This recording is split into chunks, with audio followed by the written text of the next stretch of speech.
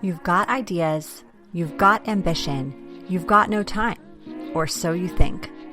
I'm Marissa Lonick, and I help busy moms with big dreams and no time.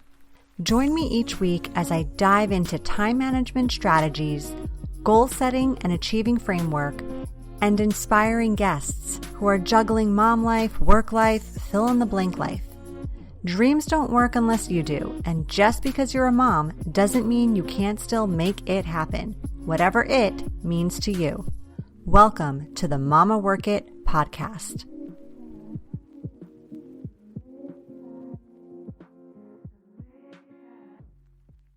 Hey mamas, welcome back to another awesome episode of the Mama Work It podcast. I am so glad you're here. If you are new to Mama Work It, my name is Marissa Lonick. I am your host and the founder of Mama Work It, where we support women in the juggle of mom life, work life, wife life, fill in the blank life.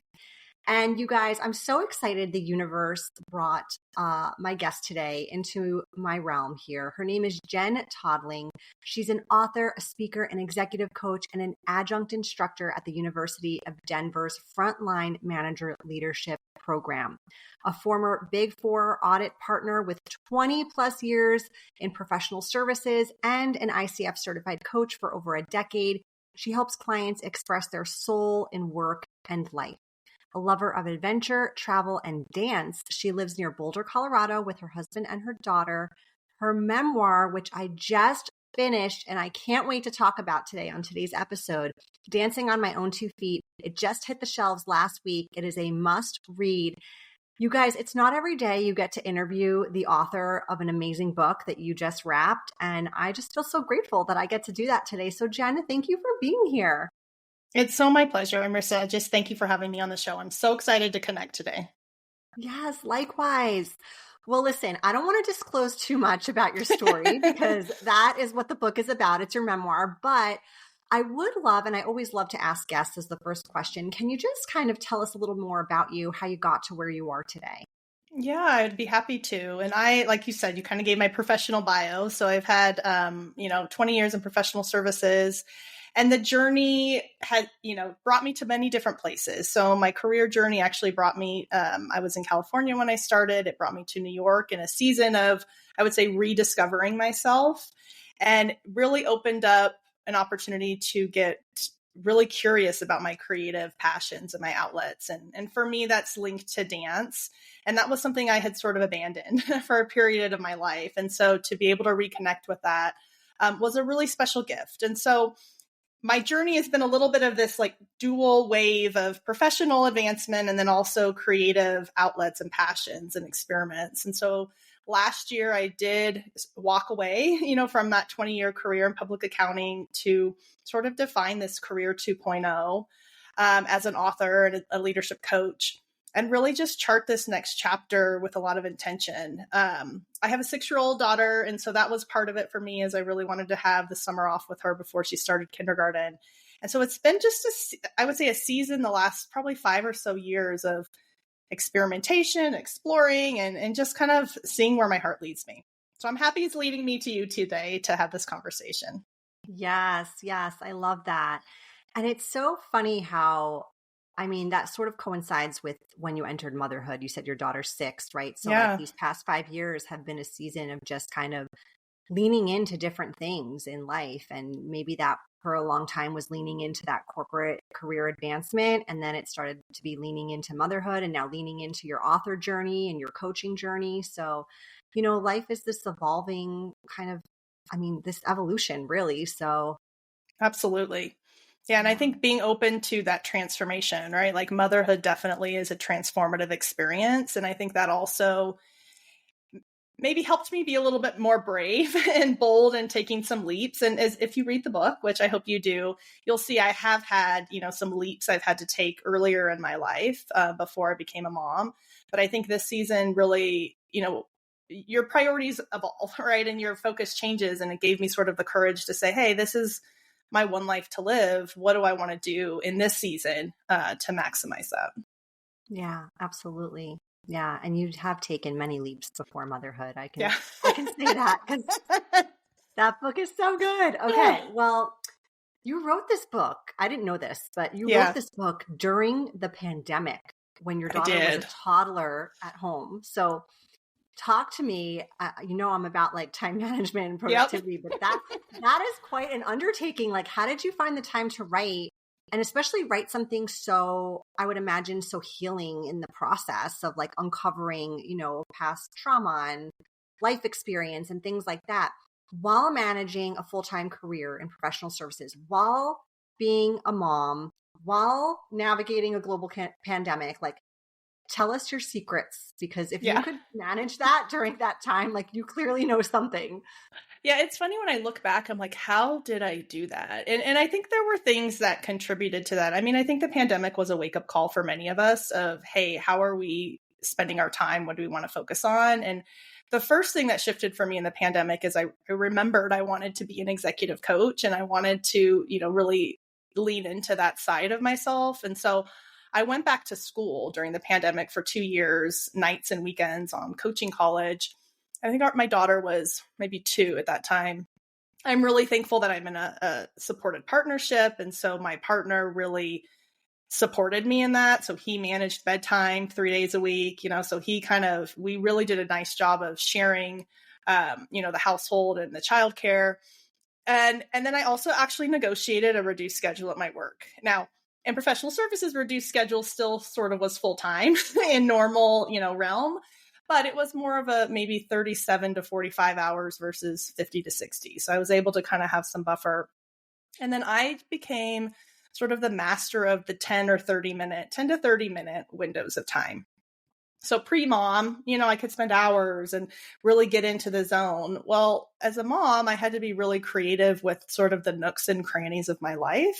And so as I structured, and I did do kind of a writing program that helped me provide some structure, what are the scenes I want to write? I would have those, outlined. And then I would, if I had a 10-minute break, in between meetings or my lunch break, I would just take one of those scenes and start writing. I always carried kind of the traditional like pen and paper in, journal in my purse. And so I'm, waiting for to pick up my daughter, or, there's an event I'm at and I have a few minutes, or she's in, a dance on the weekend, I'd use that time. And so I did a lot of longhand actually writing for this book. And then I would say it was sort of sprints and marathons. So I had like 3 sprints that I made a lot of progress. The first was my husband went to Brazil to visit his family, and I took the week off and kept my daughter in daycare. And so I just like indulged in the writing. I wrote the last scene and it barely changed. I wrote sort of the second part of the book.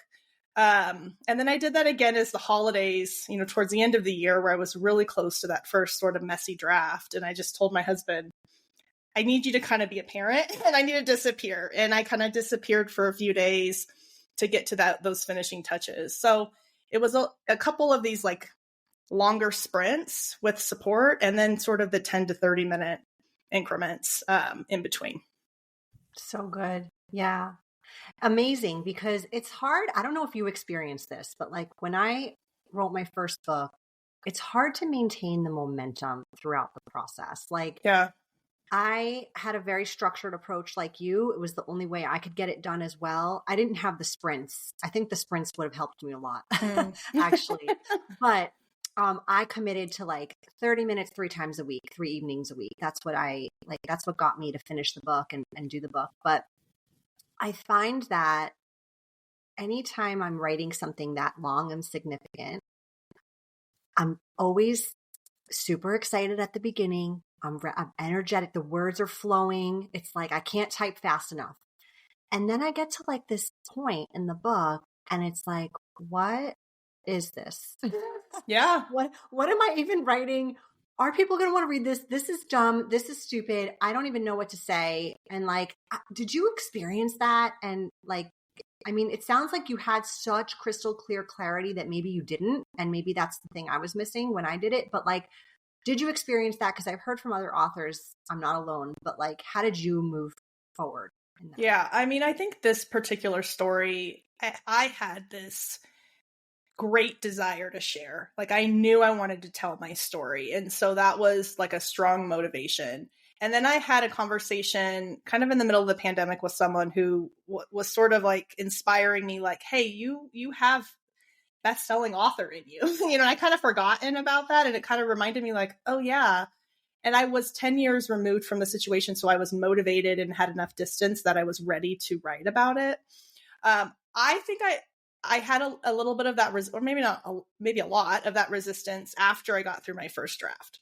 So I finished my first draft and I'm like, I'm ready to publish, you know, and I was like, here we go. And I started talking with my book coach and she read it and she's like, you're not ready to publish. Like you need some help, right? I need a developmental editor to like make this make sense.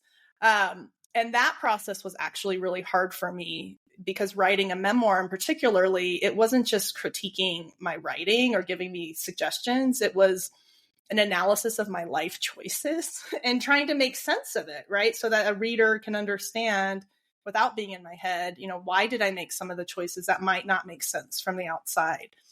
And I found that process incredibly vulnerable at an even different level. And I wondered, like, is this worth it? Should I publish this? So I think every writer goes through that. I'm definitely experiencing that now as I try and do a second book. Like, does this matter? So I think once I got through that editing process and I just allowed myself to sit with the discomfort, and honestly, I wanted to make it go fast. I had this urgency, like, we have to publish tomorrow. And my editor kept just reminding me, there's no rush. It will unfold in time. And I had to just embrace that. Then I felt, okay, now I really feel confident in going forward with the publication process. But it was a little bit of ignorance is bliss, right? Because you don't really know what you're getting into until you start going through it. And it's a lot. Even the publicity piece is a new level of visibility. And so I think it's definitely a journey of just kind of embracing it one step along the way. Absolutely. Yes. Any sort of real life stories shared out there, because I don't know about you, but I'm pretty private, believe it or not. And anytime I share like personal things on social media or via a book or via the blog, I've gotten better at this, but I tend to experience like the vulnerability hangover the next day, you know? Yeah, it's real. It's like, what did I do? Yeah, I totally understand. Why did I think this was a good idea to share all this information with everyone? So yeah. Okay. So what role do you think creative expression, and for you in particular, that manifested as dance in your life, played in your life, and how has that impacted you in your career as a mom, as a wife, like in all the hats that you wear? Yeah, I mean, I think the experience that I went through that I highlight in the book where, you know, I didn't dance for a period of time and then I rediscovered it sort of in this Renaissance period of my life in New York, it made me realize that there was a part of myself that I was like, the light was dimmed because I wasn't expressing it. And so that creative passion for me is dance. For others, it might be art, it might be singing, it might be music. Like it comes in many forms. Writing, right, is another form of creative expression. But when we're only, you know, for so many years of my life, I was really focused on the part of my brain that was very task focused, right? Get the to-do list, cross off the audits. Like, what does that look like? And I was missing that part that was a little bit more in tune with my intuition, that gave me those bigger picture connections, connected the dots. And so as I started to dance, and I was still in my corporate career as I was doing that, and I started to integrate, I actually noticed that I got better at my job. Like my brain, I was using more of my brain, and that was allowing me to, you know, see the bigger picture, even in my audits, you know, to make those bigger picture connections, because I was also allowing myself to have a break from just the technical and sort of distance myself so that I could see things a little bit differently. So I think it actually made me better at my job. And so I think it's, you know, my evolution of my thoughts over time has been that it actually is an asset versus like a nice to have. And then in my personal life, you know, my daughter has a lot of me in her, and she definitely has that like achieving brain. And I try and balance that with, you know, she's also an artist and she's very creative. And so recognizing that there's value in both, I try to make sure she has access to the arts and she's able to express that for herself. And then we both, I mean, she has dance in her genes. So we love to have dance parties, Taylor Swift dance parties, turn the music on. And so she'll help keep me a little bit lighter, when things feel heavy by just reminding me, hey, can we turn on some music or can we do some dance? And she really loves that connection too. So it's been nice as a family, even with my husband, because we're all dancers, to have that connect us together. So good. So right. And I think we treat it like this nice to have, like this luxury. And it's like until we prescribe that to ourselves or prioritize that for ourselves or feel, worthy enough to include that in our very busy day-to-day adulting kind of life, we forget very easily how critical and important those pieces are, because they do help us be more productive. They do help us be better leaders and moms and wives and PTA presidents and like all the things that we're doing. Yeah. And yeah, there's just like this, I don't know if it's a mom thing or a woman thing or just like an American thing or what, but it's sort of like this little thing that's like, those things are not as important. Yeah. Right. Yeah. And I think that they're like, as you're talking, I'm just reflecting, back to being able to write this book at the time that I did. I mean, I think there was something about my daughter being under age 3 that made it a little bit easier because she wasn't telling me her grievances about me working late, right? So she didn't really notice. And so I guess I've shared that perspective with others that have young kids. Yes, it's hard, the sleep, the potty training, like there's so much that you're navigating. And those years, like they're not remembering that you're working the nights and weekends to kind of do some of these creative outlets if you're trying to, have some of those side hustles, so to speak. It has gotten a little bit harder, now that she's 6 and even probably like starting at 4 or 5, because she's telling me, Mommy, don't go do those things, or, don't go work out while I'm in dance class. And one of my creative outlets right now is I joined a choir, and I'm not a big singer, but it's a good community. I've never been in a choir, but it's every Tuesday night, 5 to 8, and I make it home in time to put her to bed, but she gives me grief every single time, and sometimes I'm leaving and she's crying and, nestled at my foot, like, don't leave. And I have to like re-regulate myself on that car to choir. So like that mom guilt is real, but I try and remind myself that I'm modeling for her that my needs matter, so that then if she's a mom or even just an adult woman, like her needs matter too. And so I try to just remind myself that I'm modeling that, and I'm a recovering people pleaser. So that hurts me, to sort of disappoint people, but it does matter. And if you are going to show up as your best, you need that energy so you can be there for your children. Yes. That was the game changer for me. Was I didn't want my kids growing up taking on, like assuming that that's what being an adult meant, that you had to always say no to yourself and say yes to kids or others, that needed you. So yeah, that's really powerful. That's what did it. Yeah, exactly what you said. And I think if we could look at it through that lens, we would much more easily say yes to ourselves in those situations. Yeah. And I've done solo retreats. I've done business trips where I travel alone. Like I cherish that time, like I need that time, and then it gives my husband and daughter a chance to bond in a different way. And my husband travels and then I'm on solo parenting duty, like we take turns. But having those outlets for yourself, I think is really important. And pushing through, like most of the time, 5 minutes later, she's fine, so it's like, they're fine or they'll be okay. And it's okay for them also to learn that it's not all about them sometimes. Yes, absolutely.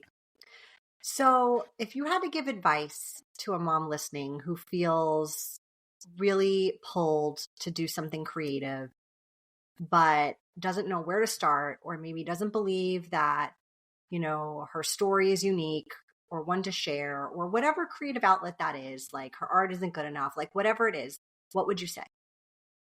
Yeah, I would say do it for you. Like, I think we have a lot of pressure, especially if we're, in a professional space where our achievement is sort of what we accomplish, where we feel like we have to make it we have to monetize it or we have to make it something where it's like this achievement. But give yourself permission to play. And I think that's what kids can teach us, is like playing is actually good for our brain. And so I try and remind people, because I am a little bit of a neuroscience junkie, that like actually you're activating a part of your brain that is productive, just in a different way. And so sometimes that gives you that sort of permission to say, this is actually helping me and it's fun. And so I would just say, do it for you. And so if you're writing your story or you're creating your art or your music, do it so that it's fun for you. And then you can decide if you want that to be more, but it is enough just for the pleasure of it. And I think that's something we don't always embrace in this society. Yes. Yes. I mean, Jen, you literally just shared how like Mama Work It was born. Wow. So I started Mama Work It as a working mom blog that literally no one knew about. It was like my online journal. I wrote this blog as if like thousands of people were reading it. It was like funny stories, like just working mom relatable content. And I told no one, probably for like a good year. And until I was like, I don't know if I felt ready one day or I just, was ready to like shout it from the social media rooftops, like this is happening. This is what I've been working on. But like I started doing it just for me, honestly. And then it turned into this blog and then it turned into this business. And now it's what it is and this podcast and all these great things. But like if I would have had this expectation of what it is then, I would have never done it. Yeah. Yeah. And it's taking, like, I've learned, especially shifting into entrepreneur life, which is its own like crazy insanity and fun, right? As you know. But I think it's like just experimenting, like having that beginner's mindset again, right? So like having a 6-year-old reminds me, like, what is it like to be a kindergartner? And everything's new and exciting, right? And so just having that, I'm going to try, like, I'm going to try and write this blog, right? And I'm going to, and maybe, and stretch yourself a little bit outside your comfort zone. So maybe I'm going to share it with one person, right? And then, all right, I'm going to share it with 10. And everybody has some version of that vulnerability hangover. Like it is hard for everybody, no matter who you are. And so just know that is normal. But something that has helped me also is this mantra of think less, do more. So get out of your head about it and just take action. And it can be small action, imperfect action, but that's where you start to see progress. And then it evolves into something like you've created here that's very beautiful. But it was sort of this, maybe your passion project, right? That exploded. Yes. Think less, do more. That's so good for us overthinkers. Absolutely. All right, Jen. Well, we are at the point in the show where we're just going to dive into our lightning round now. We're just going to ask you some fun, random questions just so our listeners can get to know you a little more personally if they haven't read the book yet. Perfect. Ready? Let's do it. Let's do it. All right. I want to ask you this one first because we were chatting before the show started about if they made a movie about the book. So if they made a movie about your life, which would be your memoir, yes, who would you want to play you? I would love Anne Hathaway to play me. Yes. Right? She would make an amazing Jenn Todling. Absolutely. So Anne, if you're listening, I mean, we can have a conversation. I'm open to it. Yes. Yes. What, if you could have any superpower, what would it be? Oh, I would love to just be transported to my destination. I do not like to fly. And I've gotten more nervous as I've gotten older. So if I could just be like, oh, I'd like to be in Paris now and just transported, that would be wonderful. Yeah, that sounds reasonable. Totally. Yeah. Okay.